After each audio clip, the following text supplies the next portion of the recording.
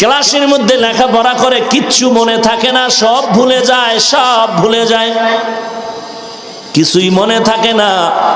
মাদ্রাসার একজন আমলওয়ালা শায়েখের কাছে গিয়ে বললেন, হুজুর আমি যা পড়ি ভুলে যাই, কিছুই মনে রাখতে পারি না।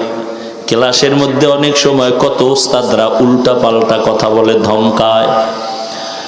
হযরত বললেন, বাবা আল্লাহর কাছে কান্না করো, আল্লাহর কাছে তৌফিক চাও। যুবক তালিবুল ইলম, আল্লাহর দরবারে এখন আর কান্না বন্ধ নাই। সবাই যখন ঘুমায় যায়, ওই ছাত্র ভাই ভোর রাতে উঠিয়া নামাজ পড়ে আর কান্না করে রুমের এক পার্শ্বে বসে। ক্রমান্বয়ে যুবকটার কান্নার আওয়াজ এত বেশি, কান্না করতে করতে পুরা মাদ্রাসার ছাত্রগুলোর ঘুম ভেঙ্গে যায়। এক পর্যায়ে দেখা গেল